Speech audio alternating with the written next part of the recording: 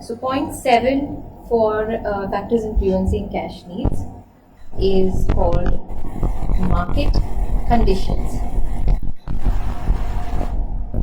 Okay, now market conditions or market forces have to do with the supply and demand. Fine, and competition and the level of competition in the market is a very big factor as far as market conditions are concerned. Okay, so this point deals with what is the level of competition that your product or service faces as against that of your competitors. Okay, and this will have an impact on the cash needs, the working capital needs of your business. Now, take for example, there are some businesses which face very high competition. Okay, that means for the same product, there are many suppliers who offer substitutes, as in not exactly substitutes, but suppliers or sellers who offer similar products or exactly the same product. Okay, like say you have a petrol pump. There are so many different dealers now, and they have, all those dealers have so many different pumps, petrol pumps or petrol stations. Okay, you have HP, you have Bharat Petroleum, some cases even have Reliance. So all of these sell the same product. Am I right? For a lot of people, it doesn't make a difference whether you fuel your car or your bike with petrol from HP or petrol from Bharat. Correct? It just doesn't make a difference. Okay, except for some who may prefer the service at one petrol station than the other.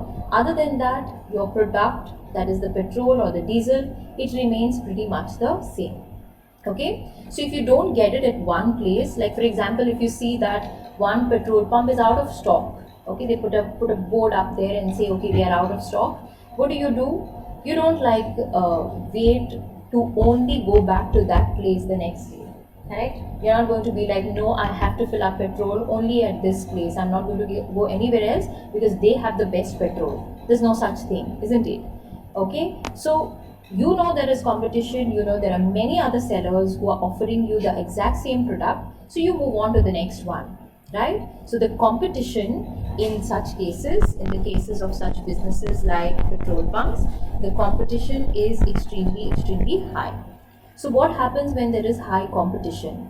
You have to make sure that since you're facing so much competition, you have to be well stocked and you have to have inventory in place at all times. Okay, you cannot send back your customers, because if you don't have in stock that product, they're going to definitely move on to the next person, the other competitor who is selling the same product, isn't it?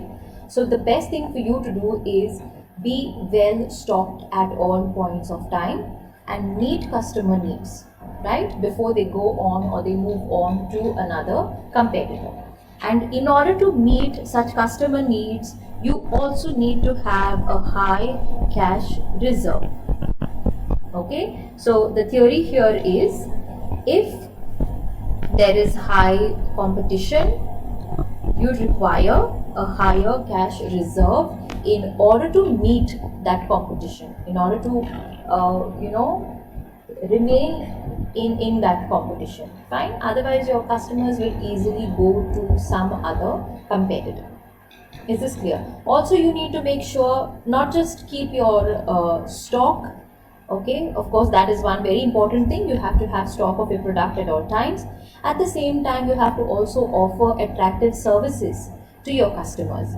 You have to give them good finance facilities also, credit facilities also. You have to give them good service from your personnel and so on, customer service and so on, to keep them attracted to your business. Fine. So such businesses that face very high competition are going to require very high cash reserves. Right? Now, let's talk of businesses that do not face a lot of competition, as much as businesses like petrol pumps. So I'll take an example here of automobiles. Okay, and within automobiles, I'm not just talking about any cars that have a lot of variants. I am talking about, let's say, luxury cars, sports cars, luxury cars, big sedans that people really, really wish to buy.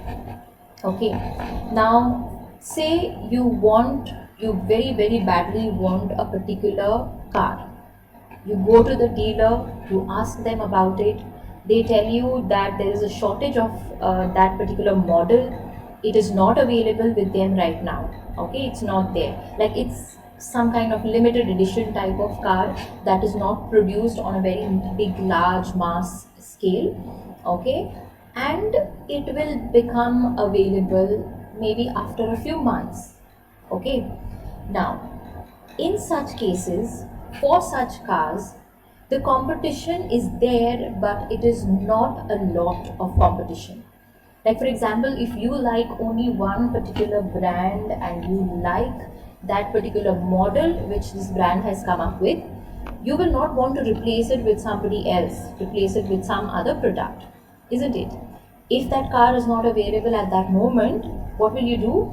A lot of people do something called pre-booking, isn't it? They will pay some advance for that car. They will tell the dealer to inform them as and when the car, is in stock, and they come back for the car once it has arrived, isn't it? Okay, so it's not like, okay, you don't find it in one place, you just hop, skip, jump to, another place, you go to another dealer and buy any car that looks like that is somewhat similar to that car, isn't it? If you really desire it, if it is one of a kind, if it is a luxury sort of product, then you will want only from that particular dealer. So such businesses face lesser competition. Okay, that means they know that they don't have a lot of suppliers who are also selling the same product. They are one of a kind. Okay, and in such cases, since there is low competition, the requirement for the cash reserve will also be lower.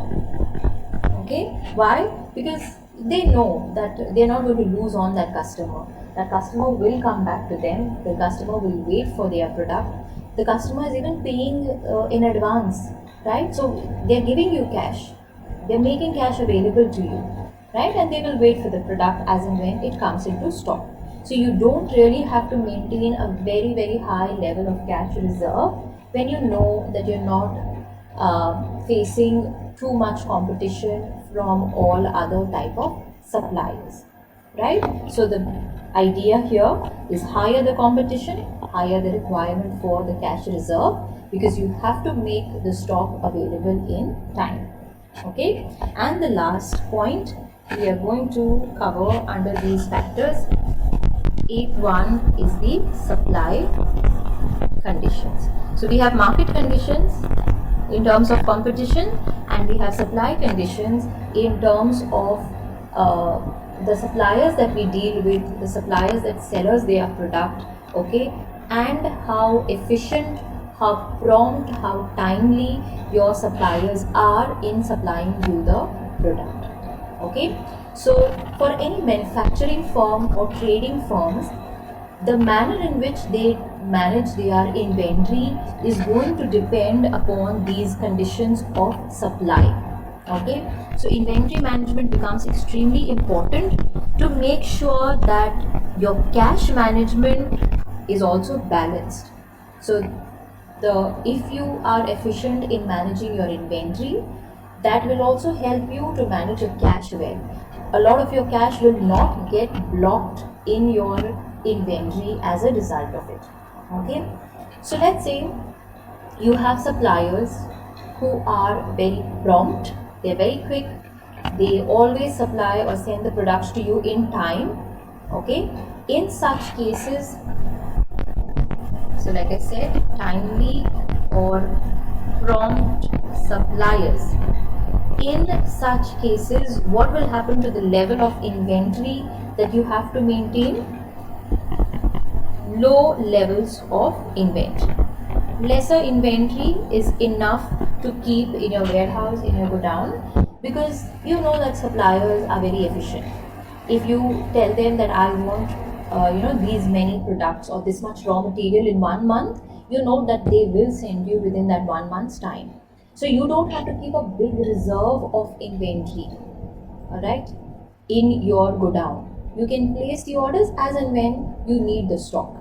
So what happens? Lesser the amount of inventory, lesser will be the requirement for cash as well. Because a lot of our cash, especially for manufacturing and trading firms, a lot of the cash goes in buying inventory. Correct? So if you have good suppliers, you will not need to hold so much inventory, and as a result of that, you will not need to hold so much of cash to buy that inventory. Okay? On the other hand, a second situation is inefficient suppliers. Okay, on the contrary, if you have inefficient, unpredictable type of suppliers, then what happens? Now, you know your supplier is very lazy, is never punctual, he always sends your orders late. Then what do? You first only buy a lot of inventory from him and keep, because you know later on when you place an order, he is not going to send it in time, right? So you maintain high levels of inventory. You buy a lot of stock at once and store it in your warehouse. Is this clear? Because if you don't have that stock, your production is also going to get affected. So first only you bought lots of inventory and you stored it in your godown, knowing that your supplier is not going to send you products in time. So if the requirement for cash inventory is very high, the requirement of cash also increases.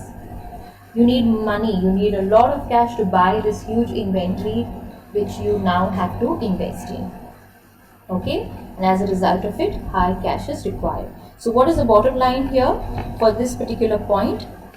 If your supply conditions are favorable, okay, you don't require a huge amount of cash, less cash reserve required, right? That means if you have good suppliers. But at the same time, if your cash supply conditions are unfavorable, not very good suppliers, not very efficient suppliers, in that case you have to have a very high level of cash. Big cash reserves have to be maintained in that sense. Is that fine?